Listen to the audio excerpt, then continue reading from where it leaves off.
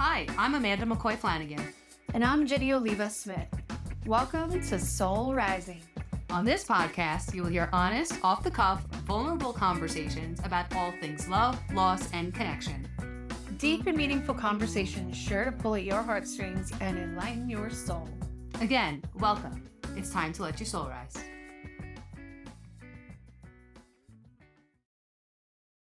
Are you overwhelmed with sadness over the amount of people that are losing their lives and their homes due to senseless war? Are you even more angry and fearful about the state of the world today than you were yesterday?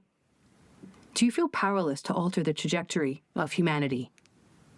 Are you desperate for tools for collective healing? Hey, everybody. What's up, you guys? Welcome back to Soul Rising. This is episode 15. Cannot believe that's crazy that we're already up to 15. Yeah. And usually I'm sitting here looking to my right where Amanda has a beautiful, almost storyboard. And today we don't have one. No, We don't, because we changed what we were going to talk about, right, Amanda? Because we've been both, probably much like you, very overwhelmed this week. Very overwhelmed. And it's Tuesday. Yeah. You know, yesterday I dropped my kids off at school and I was in a good mood. It was fine, you know. Mm-hmm. And then music came on that reminded me of my brother who passed away. And I started to get sad. And I had to go food shopping. So I pulled into the supermarket parking lot. And I just bawled. I just bawled. I actually posted about it on my Instagram. Yes, which was so amazing, by the way, that you shared that, because I think a lot of people, I know even for myself, you gave a lot of people permission yesterday to be like, hey, it's okay. You're not alone, first of all. I know for me, even though it's just you, there's this awkward sense of like, I'm going to let myself just cry my eyes out in a parking lot right now. Mm-hmm. And it was really awesome the way you put that out there. And in this video, it was on Instagram originally. It's on my page now too. You guys go check it out. But I'll let you finish what you were saying. But I was going to say that you gave a lot of people permission to do what you're about to tell us. Yeah, you know, I get weird about that because I don't want to be like using my pain as a salesy tactic. Like I get like really insecure about that kind of stuff. Like I want to be very careful. And I realize I usually put out pictures and videos of me like smiling and I look nice and I'm giving a positive message. And yes. And I'm like, you know, like I need to also show the real, you know, like I love how reels are called real, right? The real. The real. And the behind the scenes, this is the shit going down. This is what's going on. I'm sitting in a freaking parking lot at 8 o'clock in the morning, hysterical crying because I miss my brother. And then as the day went on, I started to realize it wasn't just about my brother. This is the stuff we talk about, how like you don't really always know what's going on under the surface. Like we think something presents as one thing. And of course, I miss my brother, but it's just all grief packaged up into one big ball. That's exactly right. Well, when you identify grief, your most clear identifier has been the loss of Jeremy. Yeah, and then after he died, everything else seemed so much more magnified. So, and Ginny and I were on a podcast yesterday. It's called Her Sacred Soul Space. This woman, Marsha. So amazing. She's really, really cool, and that'll be out soon. But we were talking about how we become more and more sensitive, the more spiritual we become, and the more open we become to feeling. And I think that's why a lot of people don't do it, because they're not sure when that sadness or that pain is going to hit. But as Ginny and I always talk about, it is so necessary to get us through to the other side. I woke up today feeling okay. You know, like I was a little off yesterday, but it's the energy of the world. And this is why we chose to switch up the show today. Jeannie texted last night. She's like, because we were texting about the war, Israel and all that. And she was like, maybe we should, nix what we had planned. So one of the first titles of my book I was going to use was We Are One. Mm-hmm. We're really affected. Oh, yeah. And if we're really affected, we think you probably are too. Yeah, I don't think there's any possible way that anybody who has knowledge of what's going on right now on the other side of the ocean here can't not feel it, especially, probably you too, Amanda. A lot of friends that I have a friend in New York who's, he's Jewish and his family's all in Israel. Mm-hmm. They're looking for people. These are like people living every day like you and I, and they can't find them. these are real people. And Right. it's so easy for us to just put it out of sight, out of mind kind of thing. Like when Hurricane Sandy hit and we were like In it. up to our eyeballs in water and dirt and mud and crap, no electricity, no heat, no nothing, like a straight up natural disaster, like one of the worst you can get. And there were people that lived, you know, a few miles away that were unaffected. And it was fine. They were like, oh, hey. Just going on with their lives. I can't imagine what that must feel like when the world is falling apart right around you and you know other parts of the world that are getting to live normally. It's not penetrating their whole being like it was you that day or that time frame. Golly, it probably took months, weeks, months, I'm sure. It took us five weeks to clean it up. And people say that too about a traumatic loss in their life. Like, oh my gosh, like doesn't everybody know? Like, why isn't the world stopping? But this is a little bit different when there is a major thing going on in the world, because my grief over my brother doesn't necessarily affect you. Right. But when it's something on a grand scale, like a natural disaster, an earthquake, like Ginny was telling me, there was an earthquake in Afghanistan that just killed like at least 2,100, they think 2,500 people. And I told Amanda, I said, that's how you know shit is in a way, because this happened after, I think it happened either Saturday or Sunday in Afghanistan, so same part of the world. Over 2,000 people died in a massive earthquake and several aftershocks after. And we're not talking about that because there's over 1,500 people that have also died in Israel right now. And it's more political too, right? Well, and it's that, but I also think there's such a difference. I mean, it doesn't matter anytime there's loss of life, but when we have a natural disaster, we know it was Earth. You know, it was the circumstances of Earth or an act of God or however you want to put that. It still is awful and terrible. I think there's this whole next level. Because it's nobody's fault. Because it's nobody's fault. But in this situation, we literally, as men, as humans, are making choices to go in and shed blood. Like, not from the earth, you know, not from a fault line cracking apart or a hurricane, which is, again, all devastating, not to downplay any of it. But this was choice.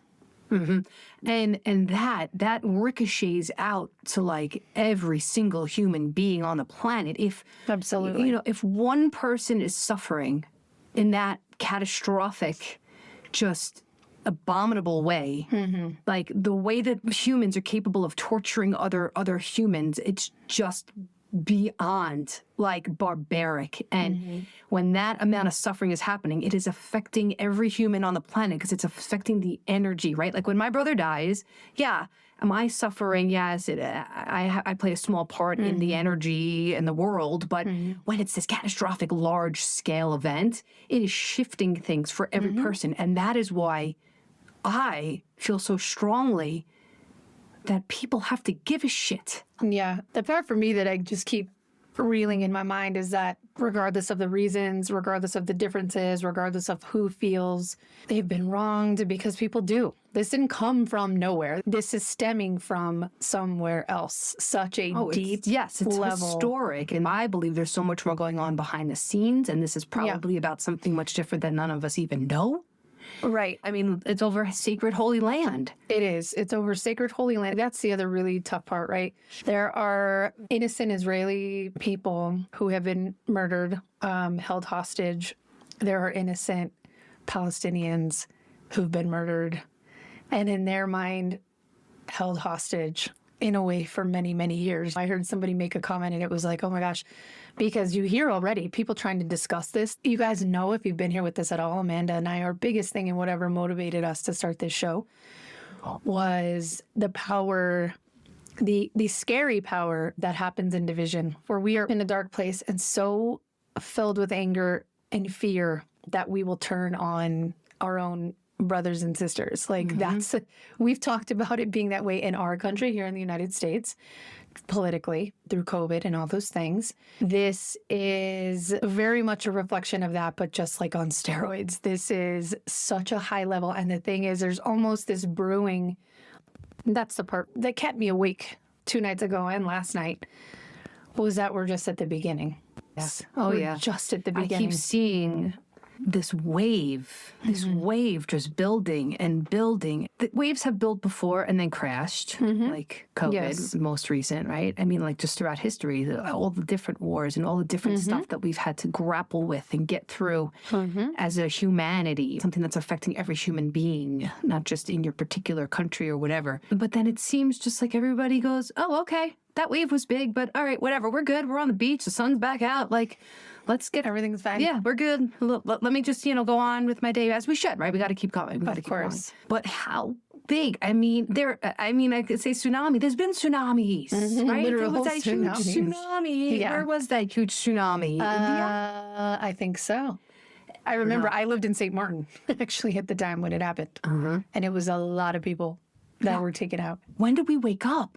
When is enough enough? When do we say we need to stop this hatred, stop this division, and join together in a higher level sort of being, right? I believe all of this pain is calling us to a higher spiritual level where we can all meet together universally. Oh, yeah. In the most powerful force out there, which is love. Right. Which is also, when you go all the way back to hearing descriptions of religious or spiritual practices, that's the explanation of God, right? Obviously in some cases, depending on what book you're reading, sometimes it's very angry and mad. I was telling Ginny, I saw a T-shirt, and it was a picture of Jesus. And underneath it said, I never said that. It's like, right? Which I love. I've seen it too. I've seen that shirt. And it's true because you guys, even in this particular situation and where this Holy Land is, where Jerusalem is, there's been so many emotional, spiritual ties for different groups. But it's amazing because the three groups that it has the very, very important ties for spiritually are Judaism, Jewish. Jesus was a Jew, so let's just put that out there now, everybody. Let's start with, in case no one got the memo.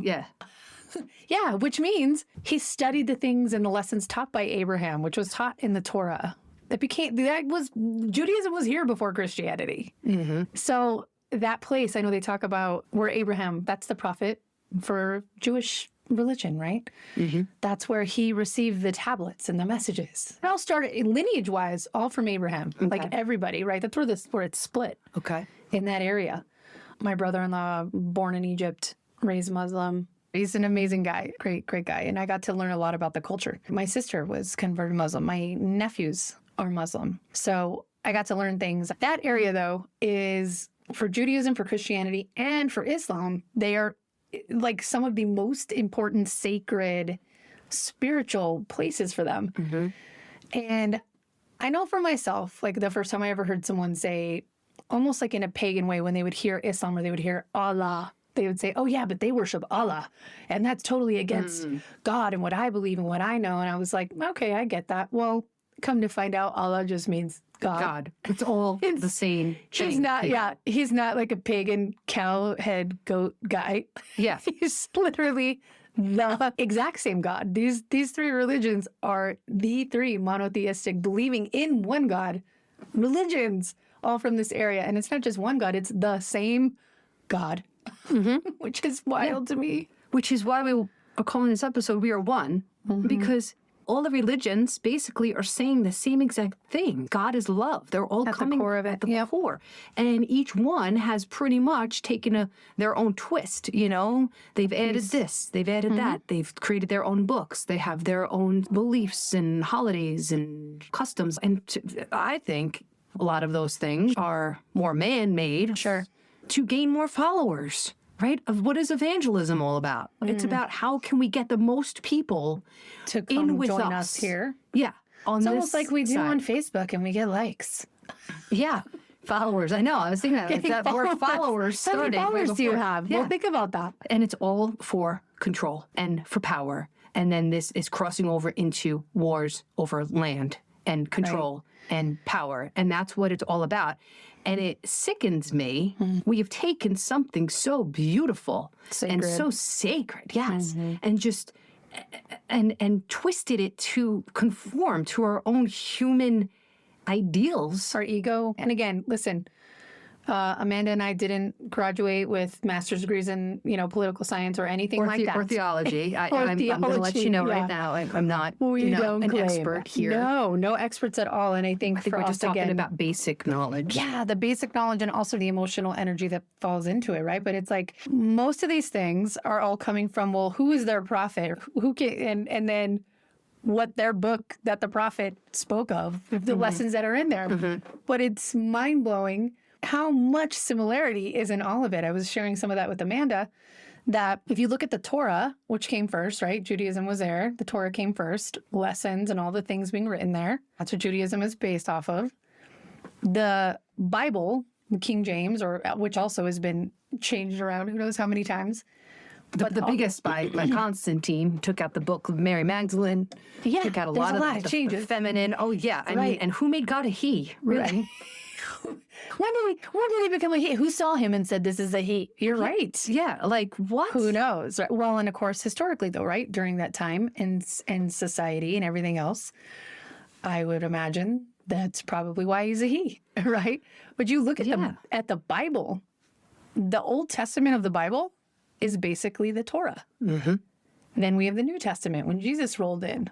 But the Bible we talk about, the first half of it is the Old Testament, which is basically the Torah. So we took from that, and historically in a timeline, if you laid them all out, just like a little timeline, it all came in order. Then you have, however many years later, the Quran, which, by the way, so you look at it and you go, how can people be so extreme? And how can they be, they're such extremists? And there's extremists everywhere. Definitely. One thing about, at least my understanding, when I got to learn a little bit about it, the Quran, at least it says that it's never been transcribed, changed. It came out from Muhammad, that's their prophet, right?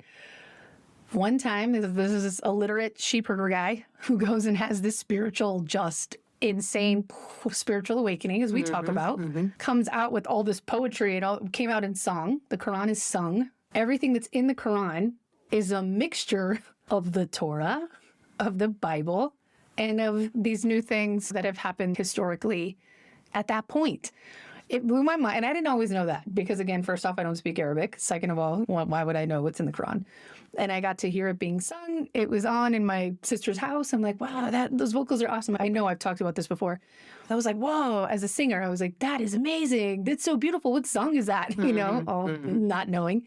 And my brother-in-law at the time he's like, that's the Quran. I was like, what? And he said, yeah, that's the Quran. I have it playing upstairs. And I was like, that's really good singing. That was my thing. And I said, is that super disrespectful of me to listen to it just for that point? And no, it's not. And as I'm listening, it's all transcribing in English. On the left, it's in Arabic. On the right, it's in English. And the story is being told. And it's like, and then an angel came to her, and his name was Gabriel. Came to Mary. I mean, literally, the names were the same. An angel came to her and told her, you are pregnant. You will have a child. His name will be Jeshua. His name will be Jesus. And I'm like, wait a minute, I think you have it on the wrong thing. I'm like, hey, dude, you guys are talking about Jesus in here. He's like, yeah. I said, you guys believe in Jesus? He's like, yeah, we believe in Jesus. We believe he's like one of the main prophets. But of course, right, here's this technicality of, well, yes, they believe in him, but they don't believe he's the Son of God. Therefore, we're going to have these like religious mayhem situations. Bottom line, at the core of all these very important religious, spiritual guides that we're all looking towards for answers, for faith, for direction and how to live our lives. The core of them, it's the same messages. And so much of them come down to us being kind to one another, us not worshiping idols, us not stealing, us not murdering. I mean, really, they're so similar. And if you go even further back, you look at Hinduism and all of these other different religions that were here long before any of that. Buddhism, don't attach to things. They all have the same core. Don't covet. Don't covet. Don't covet. And what are all these wars about? Coveting land, right? Yeah. So I understand and I appreciate religion for the spiritual aspects like Ginny's talking about, all these basic principles that are universal. I love being underneath all of it. Right? Love is really the main guiding principle.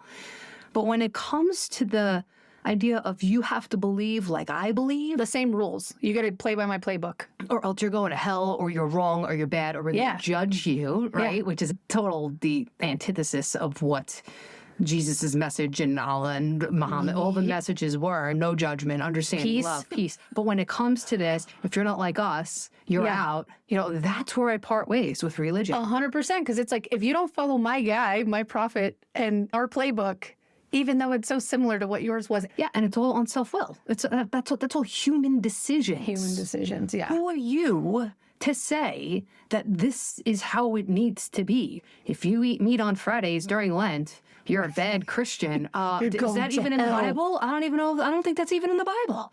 Yeah, I don't know. Or even just, again, some of those similarities. Christians are fine eating pork. Jewish and Muslim, they don't eat pork. Mm-hmm. Unless it's, I don't even think they eat pork at all. I don't think the Jewish really. And again, you guys, we're not pros here. We're going based off of the knowledge we know, and more so than anything at the core of this, how we are feeling. Yes. With the sense of, for me, I think what's so heartbreaking, so torrential, is knowing there's innocent people dying, innocent lives being taken because of how earth-shattering it is and how terrifying it is. I want to understand where that's coming from. Where is something so intensely persuasive that you could get this many people to buy into?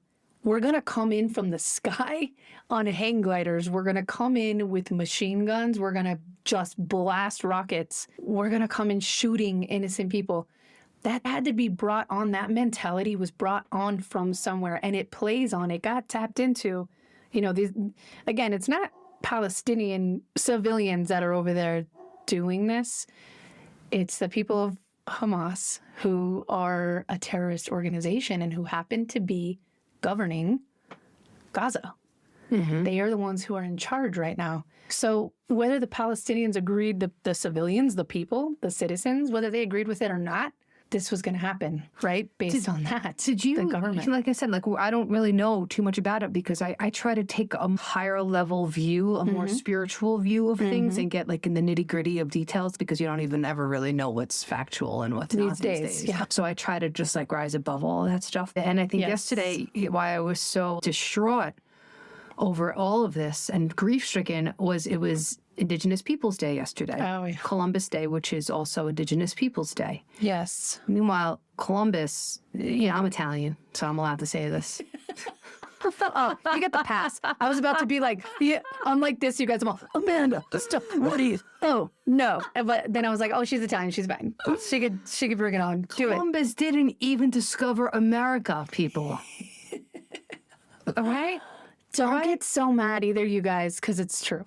And I've always been an anti-Thanksgiving person. And, really? See, and it's my favorite holiday, but for the wrong reasons. Listen, because I love stuffing. I don't even eat turkey anymore, so I'm totally out on Thanksgiving. But I do.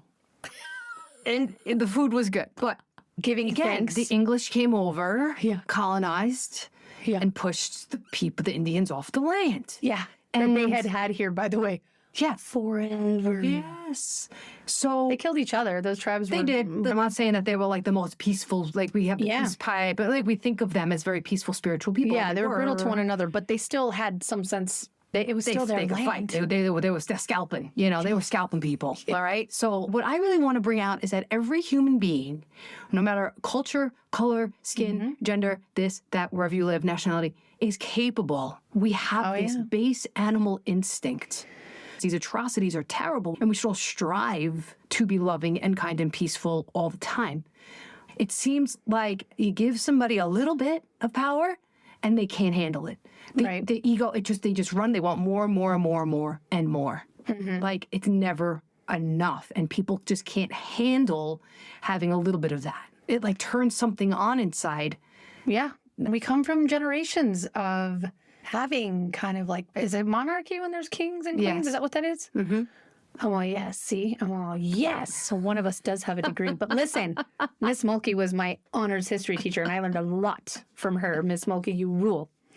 But that sense of one person holding all the decision making. Mm-hmm. I mean, there's a lot of generations of that. And at the time, again, we've continued to evolve. But also at the core of all this, just really looking at what a successful tool fear is. It's all fear. It's all fear. And it's You're taking either a piece of my culture from me. The other part is, I remember having the discussion and not even then understanding, like, what is the deal with terrorists? I'm like, that is not right. Like, how is it that these guys are coming in? Like, what in their minds think that religiously that this is okay? And having somebody from Egypt explain, like, Ginny, you have to understand something. These people live in a village, for instance, right? They've had their whole families taken out. They live in, like, a village, and they've seen their whole family taken out by, like, tanks. It wasn't a fair fight, okay? He said when you take someone like that who's lost his whole family, he's already living in a way that's very maybe poor. He's not educated. The economy is not good.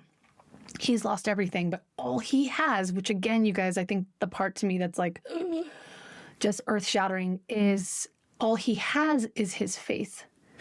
So you take these terrorist organizations who know this, and they come to them when they've got nothing left and like, do you want to come join us in basically... It's like a gang. It's like a gang. It's the same mentality. It's the same mentality. And again, how strong of a thing is our faith? I don't care what your faith is in. I don't care if you have faith that... It doesn't even matter. The idea of faith in that tool for us is so powerful. And the thought that there are intentional organizations playing on that. Fear. What fear comes down to is usually two things. Fear is usually a fear that something you have is going to be taken away or that you're not going to get something that you want. Those are really the two buckets that most fear fit into. Yeah, that your survival is going to be threatened. Your existence. You're not going to have something that you need. If we could all come from this place of abundance, right? The mindset of abundance, and really, truly, there is more than enough to go around. This is my whole jam, is that this fear inside, this chaotic energy inside is creating the outward experiences.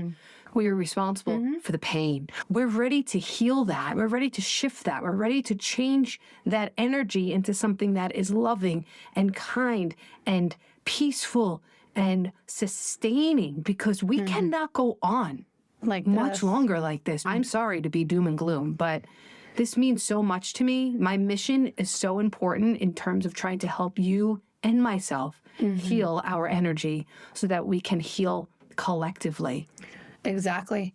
And I think that's we're all just waiting for what the next level is. You know, when you hear a prime minister come on and say, this is just the beginning, basically, like, these people will know the wrath and that this was the worst decision that they've ever made in their entire lives. It's going to be felt by all. And to watch literally on an almost split screen, because it was from one scene to the next, of a father from Israel talking about his daughter being kidnapped and held hostage right now, and the tears that were flowing from his eyes, and just this level of desperation. And this girl was at a music festival, like having a good time, and guys came in from the sky, taking them. And then literally 2 seconds later, looking at a man in Palestine, he's in the hallway of a hospital, and his 6-year-old son is dead because they just got bombarded with bombs. Everybody is suffering here. Everybody's suffering. If they're suffering, we're suffering. Because the energy of division and fear and hatred is just soul-crushing, life-sucking. It's just pulling us down into this pit of darkness. And if you're spiritual at all, you know that the battle is always between darkness and light. It's always between fear and love. Which are we going to let win, people? You have so much more power. We have so much more power. That is where our power lies, is understanding that we are everything and everything is us. And if one person suffers, then we all suffer. And our power lies in our own personal abilities to use the tools that are so available. Oh my gosh, talk about God's will. I mean, we have everything we need right now. Everything in so many ways. Right. From technologies to spiritual tools to meditation being like a more mainstream thing. Like we have this within our power. And that is really the only power we have, because we could blame, right? We could. That's the point of all this. The vote. You could say your vote, but I don't even know if the vote matters anymore, really. Right. It's not the people in charge that have the power. No. The people have the power. Yes, absolutely. That's the whole point of this. It doesn't matter where you are in the world. This particular war, everyone's tied to it. And it's already a big speaking point for politicians all over the place, right? I'm sure they're all sitting around a table this morning. It's the next congressperson. How can we leverage this? Well, it's already coming out. It's already coming out. And that's the thing, you guys. We can't let this. And again, thank you, universe. Thank you, God. This isn't happening on our soil today. But we can't feed into the death. Fear. We can't feed into the fear and into the death, because here's the deal. And I know it doesn't matter what network you watch, or if you're somebody who doesn't watch it and you get your news from TikTok, it doesn't matter. All of you already this morning or yesterday have heard, well, if we don't step in and do this, you realize this could be us. And if we let it, the momentum of this, we could be dragged into it, and we very quickly and easily could be adding gasoline to this fire. And it's so hard to look at these images and not be freaking furious, not be so sad and heartbroken. And we're not even the ones there. I'm sitting here with this just weighing on my chest, and I'm how many miles away, and my babies are safe in bed. So how the hell are all of these people dealing with this right now? I don't know. And how do I fix it? I don't know. But what I can say for sure is that I have an opportunity. Amanda has an opportunity. All of you have an opportunity. It's hard to not be weighed down by this, and it's very easy to go into a direction and a feeling of F this, F them. This is, these are heathens. These people are literally barbaric, and the actions being taken are. And they right? are. And they are. Don't get me wrong. Period. Do not get us wrong on that. But we have to try really hard, even if it is within our own circle right here, and we talk about this, to let our heart at least be filled with something along the lines of love and more from that side, and not just immediately being taken down like, cement boots is what they call it. Yeah. The cement boots, swimming with the fishes. Man, swimming with the fishes. There you go, Columbus. That's a little tribute to you. There you go, buddy. My Italiano. I woke up this morning to a quote, Albert Einstein, and it was something about always be questioning. Always be questioning. And then driving my kids to school, the song Education by Pearl Jam came on. As I've been questioning my education. You were listening to Pearl Jam? Oh, what a surprise. Really? What a surprise. Stop it. So, I was telling my kids, I was like, music just speaks to me. I'm going to do this show today. And it's just the whole thing, the Albert Einstein question. And then I'm hearing the song Education, and I'm questioning if you have had a certain thought process or a certain belief system for 50 years, for 30 years, for 70 years, you are allowed to change that right now. Yes, you are. You are allowed to dig deep into your well of your own true self and your own belief system and say, what is really real for me? When I think about that, do I feel this like invisible connection to something greater than me? That is like spirituality. When you're feeling like lit up, when you think of something and you're like, oh my God, yeah, that's right. That feels so right in my core. That's it. That's it. So question things. Question everything you're seeing. Question everything you're reading. Tap into your own truth of what you believe is not necessarily what's going on. It's not like, okay, question if that's true or if that's... It's more about how you want to be, who you want to bring to this situation. Exactly. Is your truth, I'm going to put out this nasty post and I'm going to call this one whatever. Or is your truth more like, I'm going to rise above this thing, come at it from 30,000 feet, come at it from this higher level place of, I can breathe. I don't need to let the fear overwhelm me because if I'm in the fear, then I'm pretty useless. Or I know for me, when I'm in the fear, I'm pretty useless. But take that fear to then investigate who do I want to be? How do I want to live? What do I want to give to this situation that's going to be the most impactful and have the biggest potential to shift things and change things on the planet as a whole? So take these terrible situations and use them in a way that, again, I always talk about these bad or negative things we think that they can actually serve us. How can this particular situation serve you to maybe question some things, refine some things? I'm not saying throw the baby out with the bathwater. I'm just saying tap into, is this truly what I believe? Or is this because I was told to believe this when I was 5 years old and I just kind of ran with it for the rest of my life? And also to step back and not justify, because none of it's justifiable, but to sit back and say, these people that had it in them as human beings to do this to other human beings, what level of persuasion? Is this why they did that? What have they been persuaded? Exactly. to believe. Because it's something. I mean, you got to really instill some serious fear / I don't know, like there's a lot you have to be able to instill into a person and get them to believe to all go along with what happened on Saturday. They were put into fear. Extreme, yeah. The fear of God. The fear of God. And they took their fate. That's what I'm saying. That's really what this comes down to, right? So that's the irony of it all. You're doing this in the name of religion and in the name of God. Meanwhile, God is supposed to mean the most purified form of love. Yes. That's the irony and what's keeping me all jacked up. And that's the part I want to look at. And that's the part I hope we all can start to look at, because we have a duty and an obligation to look at this stuff. Like, I feel so strongly that if you are alive right now, you chose to incarnate at this time in history on Earth, we are all here to contribute to the healing of the planet. And it's amazing that we've been given all the tools that we need to do that. Right. Like, we are all here right now for this. Collective. So, I think a lot of people are afraid to look at the fear or heal their fear or whatever. They don't really see a way through.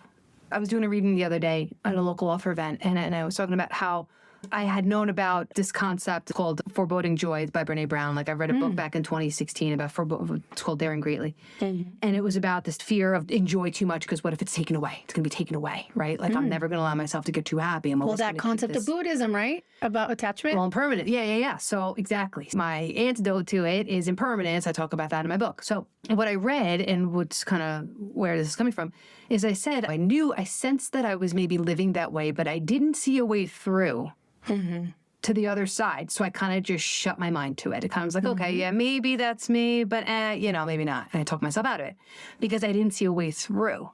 So I think we should give people some tools, right? Absolutely. Like, there's really no challenge today, but I think it's more about challenging to use these tools to move through whatever fear is holding you back from becoming all-encompassing, unconditional love for yourself. Because we've heard these cliches forever. You can't love anybody unless you love yourself. So I think we're all suffering from a lack of self-love, a lack of self-worth. So you can't truly give love to the world and compassion to people who are suffering. I tried to give compassion to all. Hey, there was a guy. He talked about that, didn't he? There was a guy. He talked about this whole, like, hey guys, no matter what, like, be cool with each other. Turn the other cheek. Is that what he said? I think he was a cool dude. Anyway, you guys may have heard of it. I think his name was JC. I think he was the big JC. But that's right. I mean, yes. Right. Forgive them, Father, for they know not what they do. And Mohammed, if I'm not mistaken, was all about, like, peace be upon him.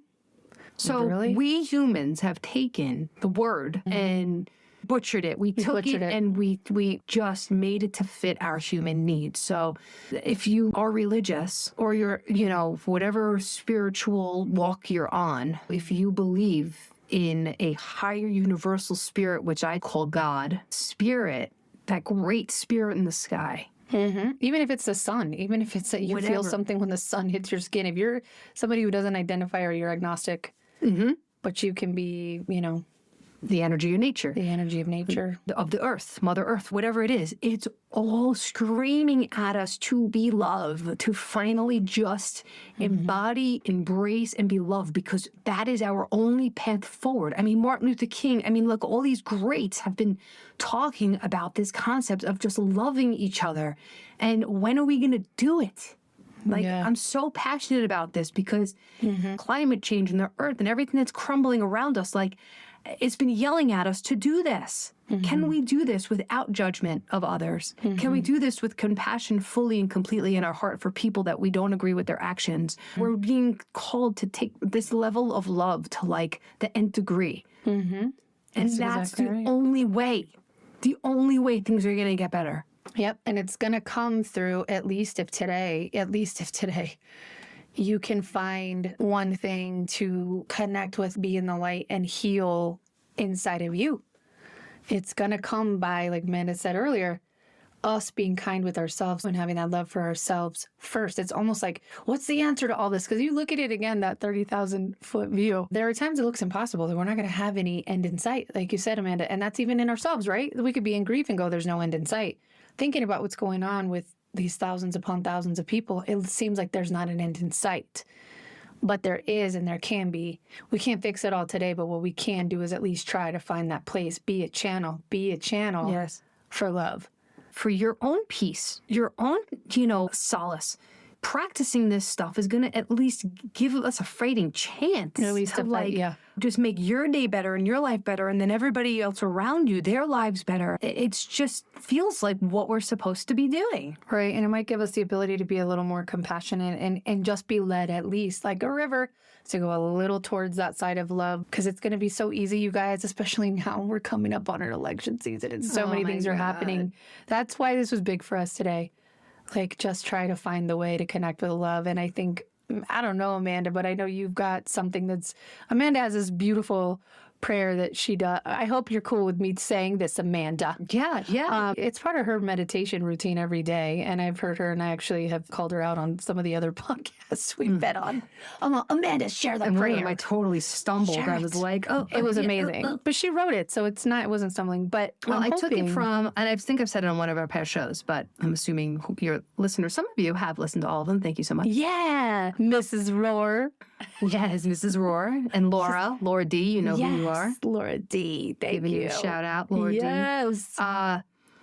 If you want to get to this higher level view of just being light and just being love and rising above the fear, first ask yourself if the pain of staying in the fear is worse than the pain you might feel going through it. And if you are willing to go through whatever you need to feel to move to the other side of this so that you can be a light out in the world and be contributing in a positive way, then you could say something like this, make it your own. So this is actually taken from a bunch of different things. Medium that I studied with once, she gave one part, and then there's a part from the recovery literature. A tapestry. Kind of just thrown things in. Yeah, exactly. It's Amanda's spiritual tapestry. Like spiritual tapestry. So I love it. So I say, God, spirit, angels, archangels, master guides, higher self, please come into my heart, my mind, my body, my soul, and my spirit, and possess me in a way which is indeed miraculous. Do for me today that which I cannot do for myself. Show me what you need me to hear, see, feel, know, and do or not do, say or not say, while on my journey toward becoming the highest version of myself, which is love, and for the highest good of the people and the world around me.